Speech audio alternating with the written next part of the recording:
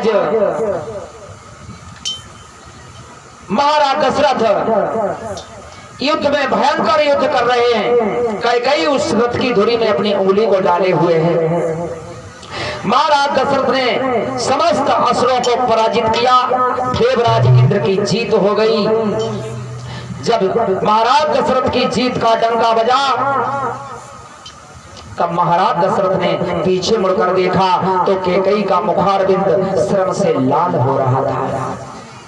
दशरथ ने कहा, प्रिय तुम बहुत श्रम कर रही हो।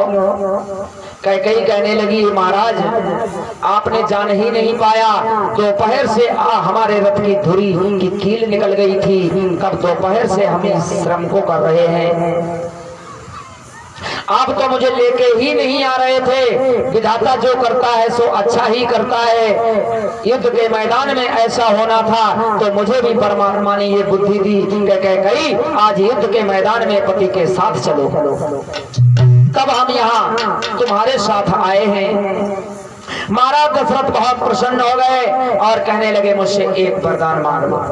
कैकेयी ने कहा, अभी नहीं, हमारा उद्धार कर लो, समय आने पे मांगेंगे। भक्तों, दिवस की कथा में जो कैकेयी ने 2 वरदान मांगे थे वो एक वरदान इसी समय का था, देवासुर संग्राम का। प्यारे भक्तों,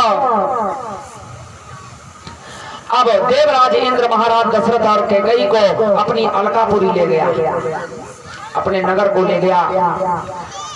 महाराज दशरथ को अपने सिंहासन पर बैठाला, खूब स्वागत सत्कार किया। देवराज इंद्र महाराज दशरथ से कहने लगा, महाराज मुझसे कोई वरदान मांग लो। दशरथ कहने लगे, तुम्हें शर्म नहीं आती? हमारे पास अयोध्या जाके बड़े बड़े आंसू गिरा रहे थे, अब मुझसे कह रहे हो वरदान मांग लो।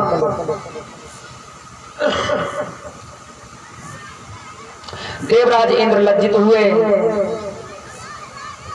सुरभि ने कहा, महाराज मैं आपको एक उपहार दे रही हूं। उपहार महाराज दशरथ को समर्पित करते हुए सुरभि ने समझाया, महाराज ये चूड़ामणि है, ये जल के देवता वरुण से मुझे प्राप्त हुई है, ये वरुण देवता ने मुझे दी है।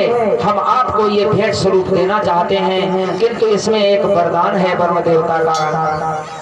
कौन सा वरदान है परीक्षित महाराज? जासुरा जमा हुए रहे सो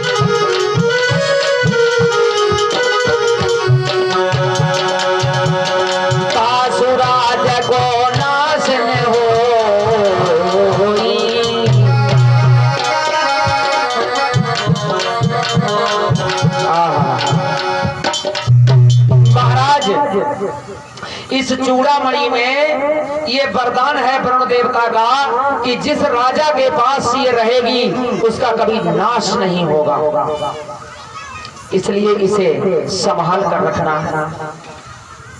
उस चूड़ामणि को महाराज दशरथ ने हर्ष के समेत स्वीकार कर लिया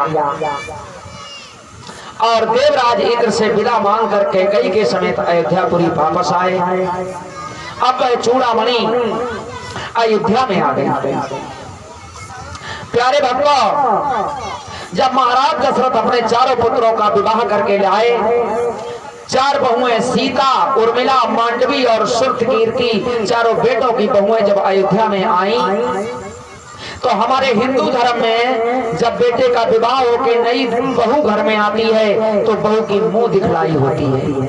हमारी माताएं बहनें घरों में जाती हैं और बहू का पहली बार मुंह देखती हैं और भेंट में कुछ न कुछ उसे देती हैं। क्या हुआ? अरे सीता ब्याही बद जब आई,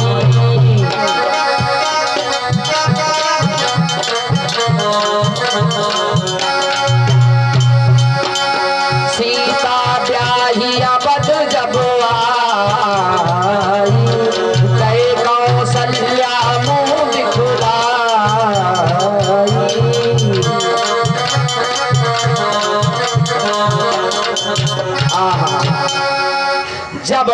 अयोध्यापुरी में सीता मैया आई तो वही चूड़ामणि माता कौशल्या ने मुंह दिखलाई में सीता मैया को दी थी और सीता मैया को समझाया, बिटिया इस चूड़ामणि को हमेशा अपने पास सुरक्षित रखना, क्योंकि इसमें वरुण देवता का वरदान है कि जिस घर में ये रहेगी उस परिवार का, उस राजा का कभी नाश नहीं होगा। प्यारे भक्तों, जब सीता जी राम के साथ वनवास जाने लगी तब न सीता मैया ने इस बात का ध्यान दिया, ना ही कौशल्या मैया ने इस बात का ध्यान दिया। वह चूड़ामणि सीता मैया के साथ वन में चली गई थी और जब रावण सीता मैया का हरण करके ले गया लंका तो सीता मैया के साथ वह चूड़ामणि लंकापुरी में पहुंच चुकी थी। आज हनुमान जी ने जैसे ही चिन्ह मांगा सीता मैया को वह बात याद आ गई, अरे ये चूड़ामणि तो लंका में रावण के पास है, इस दुष्ट का, इस असुर का विनाश कैसे होगा। यही विचार करके उस चूड़ामणि को सीता मैया ने हनुमान जी को दे दिया। हनुमान जी ने बड़े आदर के साथ उस चूड़ामणि को ले लिया और वहां से चल दिए। जब हनुमान जी वहां से चले, चलत पवन सुत गरज उधारी, करभ श्रवहि रजनी शरणारी।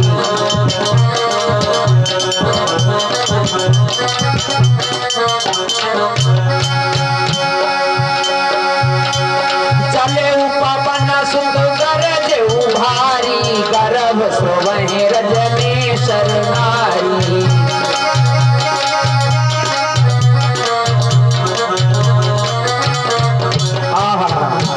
हनुमान जी जब वहां लंकापुरी से चले तो भयंकर गर्जना की। हनुमान जी की गर्जना से निश्चरियों के कंठ गिर गए। हनुमान जी समुद्र को कूद कर इस तरफ आए। जब इस तरफ आए, इधर बैठे हुए उनके साथी अंगद, जामवंत, नलनील आदि द्विविध मायंद सब बैठे हुए और इस आस में बैठे हैं कि हनुमान जी लौट कर नहीं आए या सीता मैया का पता लगा कर नहीं आए तो इसी समुद्र में कूद कूद करके हम सब लोग अपने प्राणों को दे देंगे, लेकिन राजा सुग्रीव के सामने लौट कर ऐसे नहीं चलेंगे। सब अपने प्राणांत की तैयारी में लगे पड़े हैं। हनुमान जी जैसे ही समुद्र के पास पार कूद कर आए, सब एकदम पास पहुंचे और कहने लगे, हनुमान जी सीता मैया का पता लगाया है। हनुमान जी ने कहा, सब लोग प्रसन्न हो जाओ, सीता मैया का हम पता लगा के आए हैं और सब लोग ये चिन्ह देखो, सीता मैया ने हमें ये चूड़ामणि दी है और कहा प्रभु को जाके देना। लोगों सबके मन में निष्प्राण हो रहे थे शरीर, सबके शरीर में प्राण दौड़ गए। 40,000 वोल्टेज करंट सबके अंदर आ गया जो बिल्कुल छीन हो रहे थे। सबने कहा चलो सब चलते हैं। और उधर सुग्रीव ने ये कहा था कि सीता का पता बिना लगाए आए तो कोई मेरे मधुवन में फल नहीं खाएगा और सबको मैं प्राण दंड दूंगा। सब जाकर के महाराज सुग्रीव के बगीचे में घुसे, खूब फल खाने लगे, पेड़ों को हिलाने लगे, तोड़ तोड़ कर फेंकने लगे। जब रखवाले आदि उन्हें बरजने लगे, रोकने लगे, तब एक एक मुष्टिक मारा और भगा दिया सबको।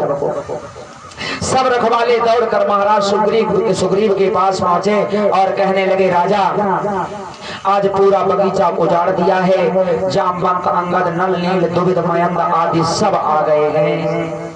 लोगों इतनी बात जब सुग्रीव ने सुनी तो खुशी से फूले नहीं समाये, क्योंकि उन्होंने कहा था कि सीता का पता लगाए बिना आए तो मेरे मधुवन में फल नहीं खाना। सुग्रीव जी अपने मन में जान गए कि हाँ सीता मैया का पता लगा के आ गए हैं। बोलो गोविंद भगवान